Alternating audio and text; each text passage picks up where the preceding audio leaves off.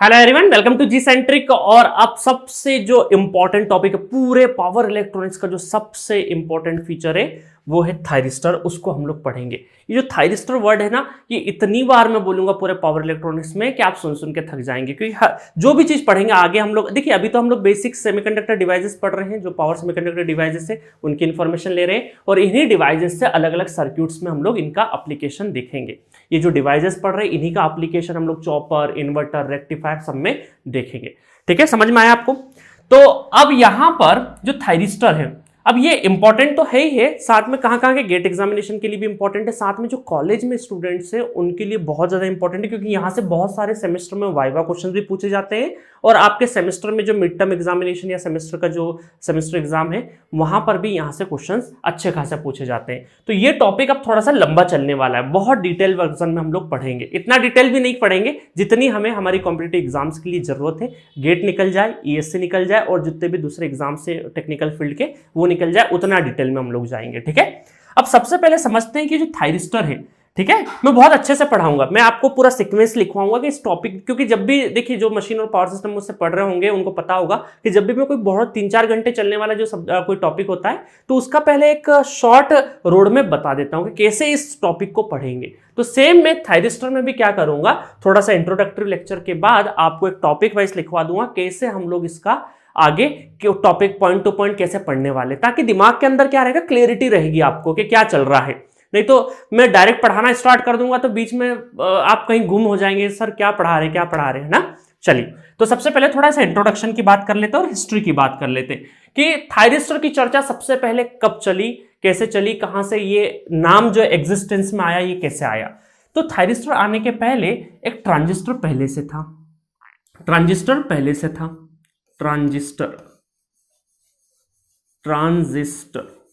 ठीक है, ट्रांजिस्टर पहले से मौजूद था। थायरिस्टर आने के पहले कब आया मैं सब बताऊंगा। ठीक है, और साथ में एक थायरेट्रियन ट्यूब था। साथ में क्या था, एक थायरेट्रॉन ट्यूब, जैसे कैथोड ट्यूब होता है कि नहीं, वैसे क्या होता है, थायरेट्रॉन ट्यूब था। ठीक है, अब ये जो वर्ड है थायरिस्टर, ये जो शब्द है थायरिस्टर, ये एग्जिस्टेंस में इन्हीं दो डिवाइसेस की वजह से आया। एक थायरेट्रॉन ट्यूब था, तो इसका जो थायरिस्टर का जो कैरेक्टरिस्टिक्स है वो सिमिलर कैरेक्टरिस्टिक किसके है, थायरेट्रॉन ट्यूब के। तो इसी वजह से कैरेक्टरिस्टिक्स पॉइंट ऑफ व्यू से, कौन सा पॉइंट ऑफ व्यू से, कैरेक्टरिस्टिक्स सिमिलर है कैरेक्टरिस्टिक्स, तो कैरेक्टरिस्टिक पॉइंट ऑफ व्यू से ये थायरेट्रॉन ट्यूब से शब्द मैच है। और साथ में ये एक, जैसे ट्रांजिस्टर सॉलिड स्टेट डिवाइस होता है कि नहीं, वैसे के वैसे थायरिस्टर भी क्या है, सॉलिड स्टेट डिवाइस है। सॉलिड स्टेट, अब ये मत पूछना सॉलिड स्टेट क्या होता है, ठीक है, सॉलिड स्टेट डिवाइस आप इनऑर्गेनिक वगैरह में 12th क्लास में काफी पढ़े होंगे सॉलिड स्टेट डिवाइसेस के बारे में, सॉलिड स्टेट के बारे में तो पढ़े होंगे। ठीक है, तो थायरेट्रॉन ट्यूब और ट्रांजिस्टर, इन दोनों के मिक्सिंग से क्या क्या मिक्स हुआ यहां से, थायरेट्रॉन ट्यूब से हम लोगों ने थायरो लिया। ठीक है, ये वाला वर्ड जो कि ये THRY, ठीक है, और यहां तक R तक, और साथ में ट्रांजिस्टर से ISTOR। तो इन दोनों वर्ड से मिलके बना है थायरिस्टर। थायरेट्रॉन ट्यूब प्लस ट्रांजिस्टर दोनों का कॉम्बिनेशन देन बन गया थायरिस्टर। अब ये बनाया किसने, है ना, रास्ते चलते आदमी तो नहीं बनाएगा, है ना, ऑब्वियस है, कोई ना कोई कमेटी बैठी होगी। तो इसका जो सबसे स्टार्टिंग वाला प्रोटोटाइप था ना, ये तकरीबन 1956 से 57 के बीच में फर्स्ट प्रोटोटाइप। देखिए, जब भी कोई डिवाइस, या जैसे पुराने टाइम पे क्या होता था, बेल्स लेबोरेटरी जो यूएसए में है, उसी में ज्यादातर हमारे सेमीकंडक्टर कंपोनेंट के जितने भी, चाहे डायोड हो चाहे बीजेटी हो, सबके सब शुरुआती दिनों में वहीं पे बने हुए हैं।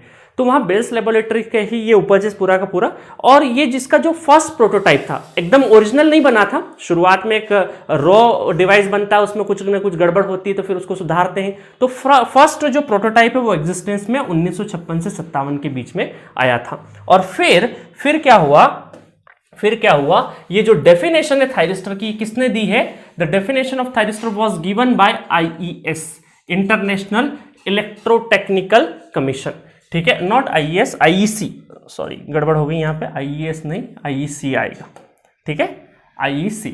तो इंटरनेशनल इलेक्ट्रोटेक्निकल कमीशन ने सबसे पहली बार ये डेफिनेशन दी, कब दी? 1963 में। अब मैंने आपको बताया 1956 से लगा के 57 के बीच में इसका फर्स्ट प्रोटोटाइप आ चुका था, बट एग्जैक्ट परफेक्ट डिवाइस कब बन गया? ये 1963 में इस पे मोहर लग गई, सिल ठप्पा लग गया, है ना। देखिए जब भी आप इलेक्ट्रिकल स्ट्रीम में बात करें कि बहुत अलग अलग डिवाइसेस बनते हैं, आईएसआई मार्क हो गया, बहुत सारे अलग अलग मार्क होते हैं, सिर्फ आईएसआई नहीं होता है, बहुत सारे तरीके के मार्किंग, हॉल मार्किंग होती है, जो कि ये कमिटी होती है अलग अलग। जब आप कोई ना कोई इन्वेंशन करें, कुछ भी नई चीज मार्केट में लाएंगे तो तुरंत कस्टमर को नहीं बेच देंगे, तुरंत उससे कोई प्रोडक्शन स्टार्ट नहीं कर देंगे, पहले आपको परमिशन लेनी पड़ेगी। जैसे अभी कोरोना वैक्सीन की परमिशन ले रही है कि नहीं, जैसे WHO अभी बाबा रामदेव का कोरोनिल के ऊपर भी विवाद चल रहा है कि WHO अप्रूव कर रहा है नहीं कर रहा है, उसके बाद विवाद चल रहा है। तो वैसे ही कुछ भी अगर नया चीज आया है तो एक ऑथेंटिक कमेटी उसको अप्रूव करती थी। यह वही कमेटी है जिसने अप्रूव किया था इस डेफिनेशन को 1963 में, ठीक है। 1963 में अप्रूव करने के बाद इन्होंने 3 पॉइंट सुझाए कि इट कंसिस्ट ऑफ 3 और मोर पीएन जंक्शन। इसके अंदर क्या था? 3 और मोर पीएन जंक्शन। पीएन जंक्शन जो था वो 3 या 3 से ज्यादा था, तो ये पहला पॉइंट था यहाँ पे, ठीक है। थोड़ा सा एक अच्छे कलर से ले लेते हैं, हाईलाइटिंग कलर से।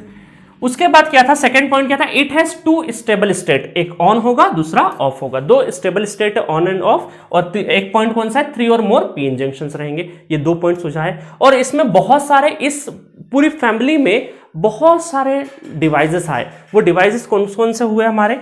वो डिवाइसेस हुए हमारे SCR, silicon control rectifier, triac, diac, GTO, RCT etcetera, बहुत सारे डिवाइसेस आए। इन सारे डिवाइसेस को हम लोगों ने क्या बोला? Thyristor family. इन सबको क्या बोला? Thyristor family. तो इसी वजह से आपने देखा होगा बेसिक लेक्चर में मैंने जब एक PDF आपको एक फोटो बताया था जिसमें ट्रांजिस्टर फैमिली और थायरिस्टर फैमिली के अलग अलग डिवाइसेस और उसके सिंबल थे, उसकी रेटिंग थी, तो वहां पर एक थायरिस्टर फैमिली होती है, एक ट्रांजिस्टर फैमिली होती है। अब थायरिस्टर फैमिली में जो सबसे पॉपुलर और सबसे ओल्डेस्ट, जो सबसे पुराना डिवाइस है और सबसे ज्यादा फेमस है, वो है SCR। तो SCR, सिलिकॉन कंट्रोल्ड रेक्टिफायर। तो कई बार मैं पूरे पावर इलेक्ट्रॉनिक्स को पढ़ाते पढ़ाते SCR की जगह मैं थायरिस्टर भी बोलूंगा, तो बाय डिफॉल्ट इतनी बार SCR यूज हुआ है कि बाय डिफॉल्ट अगर कोई थायरिस्टर बोल रहा है इसका मतलब क्या है? SCR हो गया, ठीक है। बाय डिफॉल्ट अगर थायरिस्टर कोई बोल रहा है तो इसका मतलब क्या हो गया? SCR हो गया है, ठीक है। जैसे कई बार क्या होता है ना कि हमें कहीं ना कहीं चोट लग जाती है तो क्या बोलते हैं हम लोग कि अरे डेटॉल ला दो, डेटॉल ला दो। तो डेटॉल तो एक कंपनी है ना, एंटीसेप्टिक लिक्विड का, जैसे हम लोग क्या यूज करते हैं? डेटॉल। तो इसका मतलब वो फेमस इतना हो गया कि वो जो सॉल्यूशन है, एंटीसेप्टिक सॉल्यूशन है, उसका नाम ही क्या हो गया? डेटॉल हो गया। तो रिकॉलिंग उसकी जो वैल्यू है वो ज्यादा हो गई। तो वैसे ही यहां पर थायरिस्टर का मतलब ही क्या हो गया? SCR। तो बाय डिफॉल्ट थायरिस्टर बोल रहे हैं। जैसे डेटॉल के अलावा सेवलॉन भी आता है आपके हैं एंटीसेप्टिक वगैरह में, और भी दूसरे आते हैं, बट नाम किसका ज्यादा फेमस हुआ? डेटॉल का। तो वैसे ही यहां पर भी क्या हुआ कि जो थायरिस्टर है उसमें सबसे ज्यादा ओल्डेस्ट और जो सबसे काम का था वो SCR था। इस वजह से SCR के ऊपर ही हम लोग बहुत डिटेल वर्जन में पढ़ाई भी करने वाले हैं। हाँ, बाकी डिवाइसेस को भी पढ़ेंगे। तो अब इसी SCR में क्या करते थे? थोड़े थोड़े मॉडिफिकेशन करके ये बाकी डिवाइसेस बनते गए, ठीक है। चलिए अब हम लोग स्टार्ट करेंगे SCR। तो अब आपको समझ में आ गया होगा थायरिस्टर और SCR में कोई ज्यादा डिफरेंस नहीं है। थायरिस्टर बोल रहे हैं मतलब बाय डिफॉल्ट SCR की ही बात हो रही है, बट सिर्फ थायरिस्टर फैमिली है पूरी की पूरी। बट हमें पता है कि सबसे ज्यादा जो इंपॉर्टेंट है उसका नाम बार बार लेंगे तो वही थायरिस्टर बाय डिफॉल्ट SCR बन जाता है। चलिए तो आगे बढ़ते हैं हम लोग। अब SCR की बात करें तो SCR क्या है? Silicon controlled rectifier. SCR is made up of silicon, इसलिए इसका नाम क्या है? सिलिकॉन कंट्रोल्ड रेक्टिफायर, ठीक है। Silicon controlled rectifier. अब ये पूरा नाम जो सिलिकॉन कंट्रोल्ड रेक्टिफायर है क्योंकि रेक्टिफायर सर्किट में सबसे ज्यादा ये यूज होता है। जैसे हम लोग डायोड से रेक्टिफायर बनाते हैं वैसे ही SCR से भी क्या बनेंगे? जो रेक्टिफायर है। अब डायोड और यहाँ पे SCR में ये डिफरेंस रहेगा कि डायोड क्या था? 2 टर्मिनल डिवाइस था, ये डिवाइस थोड़ा सा अलग है, बताएंगे कैसे अलग है। अच्छा, इसमें क्या होता है? इट इज अ यूनिडायरेक्शनल, ठीक है। It is a unidirectional. Unidirectional का मतलब है, यूनिडायरेक्शनल का मतलब यहाँ पे ये है कि एनोड और कैथोड है अगर एक डिवाइस के बीच में, अब ये डिवाइस के बीच में, अभी इसका सिंबल मैं आगे चल के पढ़ाऊंगा, इस तरीके से सिंबल है, ठीक है। ये गेट सिंबल, 3 टर्मिनल डिवाइस होता है, एनोड, कैथोड और गेट, अभी आगे चल के पढ़ाऊंगा मैं, ठीक है। तो इसका मतलब है कि आपका एक ही डायरेक्शन में क्या होगा? करंट फ्लो कर पाएगा, और वो डायरेक्शन कौन सा रहेगा? Anode to cathode. तो सिर्फ और सिर्फ एनोड से कैथोड तक ही करंट का फ्लो हो सकता है, इस वजह से इसको क्या बोलते हैं हम लोग? यूनिडायरेक्शनल।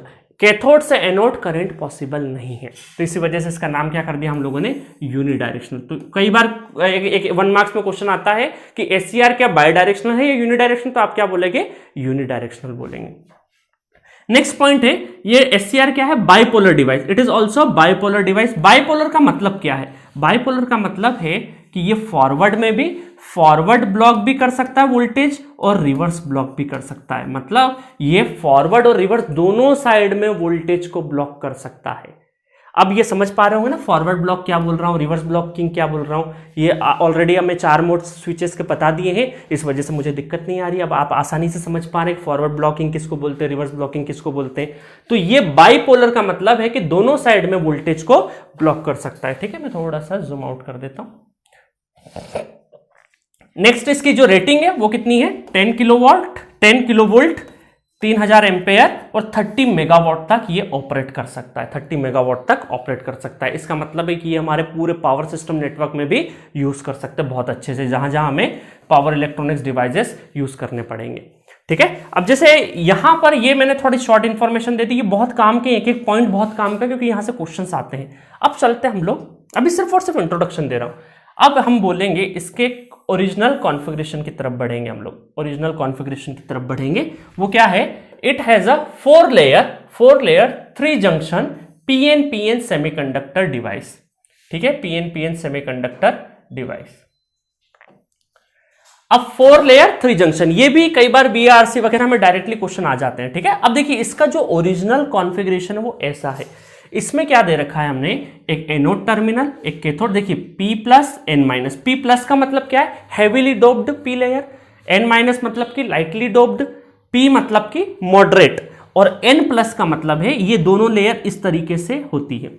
अब देखिए जो सबसे ऊपर वाला P है उससे कैथोड एनोड टर्मिनल कनेक्टेड है, सबसे नीचे वाला जो N+ लेयर है उससे क्या कनेक्टेड है, कैथोड। देखिए कैथोड ये पूरा जंप करके वापस से दोनों ये जो है ना, दोनों ये एक ही साथ कनेक्टेड है, तरीका है ये, ओरिजिनल फैब्रिकेशन ऐसे ही दिखता है।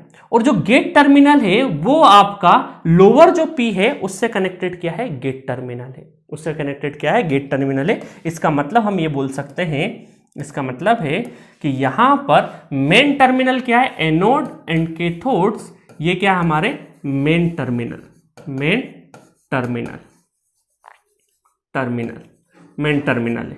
और गेट क्या है, गेट क्या है हमारा, कंट्रोल टर्मिनल। धीरे धीरे अब सब कुछ बताते जाऊंगा मैं आपको, सुनते जाइए बस। गेट टर्मिनल, इसको क्या बोलते हैं हम लोग, कंट्रोल टर्मिनल। और ये अल्टीमेटली हमारा क्या है, सेमी कंट्रोल्ड स्विच है। क्या बोल सकते हैं हम लोग इसको, सेमी कंट्रोल्ड डिवाइस।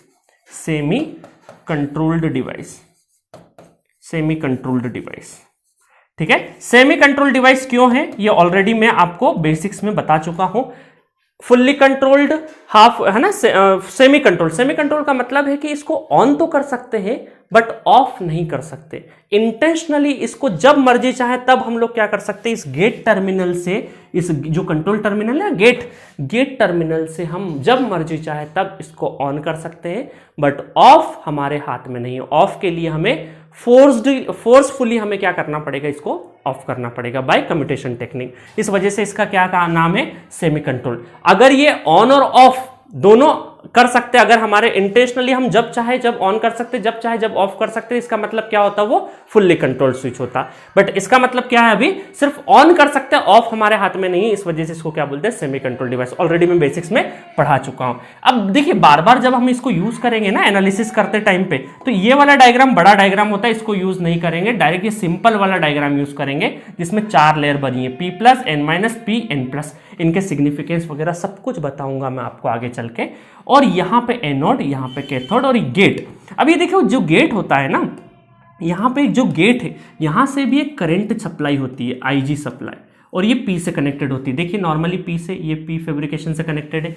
और ये जो IG करंट है वो कितना होता है, 1 एम्पेयर के आसपास इसकी रेटिंग रहती है, और वॉटेज कितना होगा, 10 वॉट, 1 एम्पेयर 10 वॉट। ये काफी मतलब compare to this whole device बहुत ही लोअर रेटिंग है, 1 एम्पेयर 10 वॉट पे ही चल रहा है। ठीक है। और इसमें आगे की साइड में पूरा का पूरा एक सर्किट लगा रहता है जिसको हम लोग बोलते हैं गेट फायरिंग सर्किट, पूरा फायरिंग सर्किट लगा रहता है जिसको भी आगे चल के हम लोग पढ़ेंगे, ठीक है। अभी सिर्फ और सिर्फ इंट्रोडक्टरी चल रहा है। अब इसको सिंबल, ये तो हम लोग जब समझते टाइम पे इसका जंक्शन, अच्छा इसमें जंक्शन कौन से नजर आ रहे हैं आपको, ये जंक्शन है हमारे J1 जंक्शन, J2 जंक्शन और J3 जंक्शन, ये जंक्शन हो गए हमारे J1 J2 J3। तो 4 लेयर हो गई, 1 2 3 4 लेयर 3 जंक्शन डिवाइस है। तो ये कई बार पूछ लेते हैं क्वेश्चंस में कि कितने जंक्शन वाला डिवाइस है, तो आप क्या बोलेंगे 3 जंक्शन वाला। अच्छा इसका सिंबल कैसा बनाएंगे, जस्ट लाइक डायोड, डायोड जैसा ही सिंबल है, ये डायोड जैसा ही सिंबल है, सिर्फ और सिर्फ इसमें एक एक्स्ट्रा टर्मिनल लग गया है, that is control terminal. Anode cathode तो जो हम लोगों ने डायोड में पढ़े थे वही है, प्लस और माइनस, बट सिर्फ और सिर्फ ये कंट्रोल टर्मिनल एक्स्ट्रा आ चुका है जिसकी वजह से हम लोग इसको थोड़ा कंट्रोल कर सकते हैं, है ना। इसलिए सिलिकॉन कंट्रोल्ड रेक्टिफायर, कंट्रोल कर सकते हैं, ठीक है। और ये कंट्रोल भी कैसा हो सकता है, इसमें ऑन तो कर सकते हैं, ऑफ नहीं कर सकते, इस वजह से इसको क्या बोलते हैं हम लोग, सेमी कंट्रोल्ड डिवाइस बोलते हैं। तो इतना मैंने बेसिक इंट्रोडक्शन दे चुका हूं मैं आपको कि थायरिस्टर, एक समरी बता देता हूं मैं जल्दी से, आपको समराइज कर देता हूं पूरा का पूरा कि थायरिस्टर कैसे बना है। थायरिस्टर 2 शब्दों से बना है, थायरेट्रॉन ट्यूब और थायरिस्टर, ठीक है। बाकी डिटेलिंग मैंने बता दी है। उसके बाद मैंने बताया कि एक कमेटी थी IEC जिसने अप्रूव किया 1963 में और 2 कंडीशन दे दी। इसके बहुत सारे एग्जांपल्स, इसमें SCR ज्यादा पॉपुलर हुआ। SCR में भी क्या था, SCR में 2 यूनिक, ये हम लोगों ने लिख दी यहाँ पे कि जो इसकी खासियत थी कि it is a unidirectional bipolar device, ठीक है। यूनिडायरेक्शनल का मतलब क्या है, बाइपोलर का मतलब क्या है, ये भी मैं बता चुका हूं आपको। दूसरा है कि यहां पे इसका फैब्रिकेशन, ये हमारा जो सिंबल है ये फैब्रिकेशन वाला, जब फैब्रिक पूरा जब डिजाइन होता है तो उसका एक्चुअल जो पॉइंट है। अच्छा यहाँ पे मैं सब भी लिख सकता हूं, चाहे तो और भी बहुत सारी डिटेल हो सकती है, बट वो हमारे काम की नहीं है कि कितने वॉल्यूम है यहाँ पे, कितना क्या है, सब कुछ लिख सकते हैं, बट उसकी जरूरत नहीं है। सिंपली इसको हम लोग इस तरीके से डिनोट करेंगे आगे चल के, और जब सर्क्यूटरी पढ़ेंगे तब डायरेक्टली हम लोग ये यूज करेंगे। मतलब कि जब भी कभी आपको इस तरीके से दिखे, रट लीजिए, अब जब भी कभी इस तरीके से आपको नजर आए तो ये क्या हो गया, आपका थायरिस्टर का सिंबल है, SCR का सिंबल है, थायरिस्टर का सिंबल। नॉर्मल थायरिस्टर बोलिए, ठीक है, थायरिस्टर बोलिए। तो ये सिंबल की अब आदत डाल लीजिए क्योंकि अब बहुत ज्यादा यूज होने वाला है ये सिंबल, ठीक है। ये सिंबल बहुत ज्यादा, बहुत सारे बच्चे ना लिखते टाइम पे ये लगाना भूल जाते हैं और जिसकी वजह से बहुत ज्यादा दिक्कतें होती है, खासकर कन्वेंशनल एग्जाम में पूरा क्वेश्चन गलत हो जाता है अगर ये नहीं लगाओगे तो, ठीक है। क्योंकि ये जैसे ही नहीं लगाओगे इसका मतलब क्या हो गया, ये जैसे ही नहीं लगाओगे इसका मतलब ये क्या हो गया, डायोड बन गया है, ठीक है। तो थायरिस्टर और डायोड में सिर्फ एक लाइन का फर्क है, उस लाइन को ध्यान से पढ़ना। चलिए, तो अल्टीमेटली मैंने इंट्रोडक्शन खत्म कर दिया। अब मैं आपको बता देता हूं कि किस तरीके से हम लोग पूरा का पूरा टॉपिक पढ़ने वाले हैं, थायरिस्टर वाला। कुछ हेडिंग्स लिखवा देता हूं किस तरीके से पूरा रोड मैप जाने वाला है, और फिर 1 बाय 1 हर एक पॉइंट को हम खत्म करते जाएंगे और देन थायरिस्टर हमारा फिनिश हो जाएगा। तो चलिए स्टूडेंट्स, अब तक हम लोगों ने थायरिस्टर के इंट्रोडक्शन पार्ट पे पूरा का पूरा हम लोगों ने डिस्कस किया है, ठीक है। तो जस्ट मैंने एक इंट्रोडक्शन दे दिया है कि हिस्टोरिकल वर्जन क्या रहा है उसका, और प्रेजेंट डे में क्या उसका यूटिलिटी है और किन किन संस्थाओं ने इसका नामकरण किया है। अब हम लोग देखेंगे कि जो थायरिस्टर वाला जो टॉपिक है उसको चलाना कैसे है, कैसे हम लोग आगे पढ़ेंगे। तो उसका मैं पूरा रोड मैप बता देता हूं क्योंकि एक लंबा टॉपिक चलने वाला है, 3-4 घंटे का एक पूरा SCR का पूरा डिस्कशन चलने वाला है। तो जब भी 3-4 घंटे कोई चीज चलने वाली होती है तो मेरा नेचर है कि मैं एक बार पहले रोड मैप बता देता हूं ताकि आपको बीच बीच में कंफ्यूजन नहीं हो कि पढ़ के आ रहे हैं, है ना। तो दिमाग में क्रिस्टल क्लियरिटी रहे कि कर के आ रहे हैं हम लोग असल में, ठीक है। चलिए, तो मैंने यहाँ पे क्या करा है, पूरा का पूरा टेबल लिख दिया है थायरिस्टर। अब पॉपुलरली हम लोग इसको क्या बोलेंगे, इसको पॉपुलरली बोलेंगे SCR, silicon control rectifier, SCR, है ना। मशीन वाले, पावर सिस्टम वाले सुन लेना, SCR आप मशीन वगैरह में पढ़ते, सिंक्रोनस मशीन में शॉर्ट सर्क्यूट रेशो, वो नहीं है, ये सिलिकॉन कंट्रोल रेक्टिफायर है, ठीक है। तो यहां पर पॉपुलरली हम ये बोलेंगे कि जो भी थायरिस्टर है हमारा आज के बाद से, उसको हम लोग डायरेक्ट SCR भी बोलेंगे। तो उसका बाय डिफॉल्ट नेम क्या है, थायरिस्टर, और थायरिस्टर बोलेंगे तो वो बाय डिफॉल्ट SCR है, ठीक है। बट ऐसा नहीं है कि थायरिस्टर सिर्फ SCR ही होता है, SCR के अलावा भी थायरिस्टर फैमिली में बहुत सारे डिवाइसेस होते हैं, ठीक है। चलिए, तो सबसे पहले हम लोग पढ़ेंगे स्टैटिक IV कैरेक्टरिस्टिक्स। सबसे पहले हम क्या पढ़ेंगे, static IV characteristics. VI characteristics भी बहुत सारे लोग बोलते हैं, VI IV दोनों चीज सही है, कोई दिक्कत नहीं है, बोलते टाइम पे कुछ भी बोल सकते हैं। मतलब हम लोग असल में यहाँ पे करंट और वोल्टेज के बीच में एक ग्राफ देखेंगे।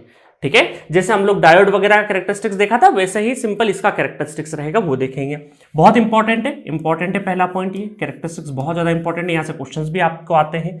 देन हम देखेंगे थायरिस्टर टर्न ऑन मेथड्स। अब ये थायरिस्टर टर्न ऑन मेथड आपको पता होनी चाहिए कि थायरिस्टर को किस किस तरीके से किन किन तरीकों से हम लोग स्टार्ट कर सकते हैं, उसकी सेवरल मेथड्स है, ठीक है। उन मेथड्स में से 5 से 6 मेथड्स हैं, उनमें से 1-2 मेथड्स तो मैं यहीं पे स्टैटिक आईवी कैरेक्टरिस्टिक्स जब पढ़ाऊंगा, मान लीजिए अगर ये सपोज करिए 5 से 6 मेथड्स है तो इनमें से 2 मेथड्स तो मैं यहीं पे डिस्कस कर दूंगा। 2 मेथड्स तो क्या है मैं स्टैटिक आईवी कैरेक्टरिस्टिक्स पढ़ाते टाइम पे ही आपको बता दूंगा, ठीक है। चलिए नेक्स्ट है आपकी टर्न ऑफ कैरेक्टरिस्टिक्स। ये भी बहुत इंपॉर्टेंट है। असल में ये कौन सी टर्न ऑफ, मैंने आपको बताया था कि पावर सेमीकंडक्टर डिवाइसेस में हमारा सबसे ज्यादा चैलेंज क्या होता है कि डिवाइस कैसे ऑफ हो रहा है। ऑन करते टाइम पे हमें बहुत ज्यादा दिक्कत नहीं होती है, बट ऑफ करते टाइम पे हमें बहुत सारी चीजों का ध्यान रखना पड़ता है, ठीक है।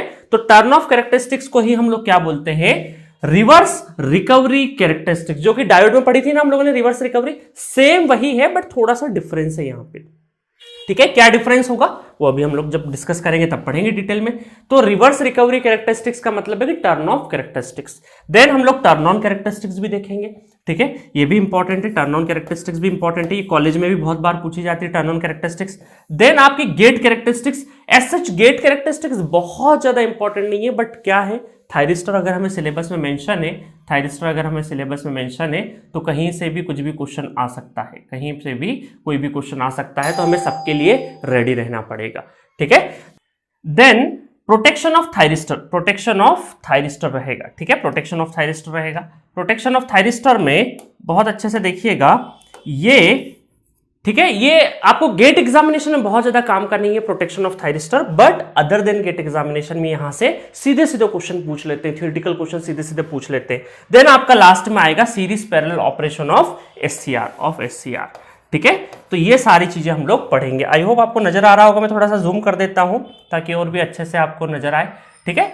तो अब प्रॉपरली आपको नजर आ रहा होगा थायरिस्टर। देन ये हमारे 7 पॉइंट्स में, तो ये थायरिस्टर और एससीआर की जो जर्नी चलने वाली है वो इन 7 सेगमेंट में हम लोग चलाने वाले हैं, ठीक है। मैंने आपको इंपॉर्टेंस भी बता दी कब कौन कौन से, मतलब कि 1 2 3 तो बहुत ज्यादा इंपॉर्टेंट है यहाँ पे, ठीक है। टर्न ऑन मेथड्स भी एज सच गेट में डायरेक्टली ऐसा क्वेश्चन नहीं आता है, वहां से कोई न्यूमेरिकल क्वेश्चन नहीं आता, but theoretical question other than GATE examination में बहुत आता है। तो पूरा का पूरा जिसमें हमारी बहुत सारी एग्जाम्स कवर हो जाएगी, ये वाला जब पोर्शन पढ़ लेंगे हम लोग तो गेट एग्जामिनेशन तो होगा ही होगा, इसके अलावा आपके ईएससी की जो थ्योरेटिकल क्वेश्चन होते हैं वो भी आपके कवर हो जाएंगे, ठीक है। एज सच हम लोग क्लेम नहीं करते कि ईएससी का पढ़ा रहे हैं, बट ठीक है, मैं मशीन पावर सिस्टम और पावर इलेक्ट्रॉनिक्स में कोशिश करता हूं कि ईएससी का मैक्सिमम कंटेंट दे दूं, बट फिर भी हम लोग क्लेम नहीं करते। हो सकता है का नहीं तो आप सिलेबस लेके आ जाओगे सर ये वाला टॉपिक तो आपने कराया नहीं, इसलिए हम लोग ईएससी का क्लेम नहीं करते, गेट का बोलते हैं, बट कोर सब्जेक्ट में ईएससी का भी काफी कुछ हम लोग कवर कर देते हैं, ठीक है। उसके बाद आपका बीएआरसी का जो पेपर होता है, उसके बाद इसरो का जो पेपर है, इन सब पेपर्स में यहां से भर भर के क्वेश्चंस आपसे पूछे जाते हैं, बहुत थ्योरेटिकल फैक्चुअल क्वेश्चंस आते रहते हैं, और वो क्वेश्चन की इंफॉर्मेशन अगर आप पता होगी तो बहुत जल्दी जल्दी आप टिक कर देते हैं, ठीक है। तो इस वजह से, और गेट एग्जाम आपके जो कॉलेज एग्जाम है उसके हिसाब से तो सारा का सारा इंपॉर्टेंट है, सब कुछ लिखने को आता है आपको कॉलेज एग्जाम में, ठीक है। तो बहुत अच्छे तरीके से, बहुत इंटरेस्टिंग तरीके से इसको पढ़ने वाले हम लोग, और नेक्स्ट लेक्चर से हम लोग स्टैटिक आईवी कैरेक्टरिस्टिक्स से स्टार्ट करेंगे।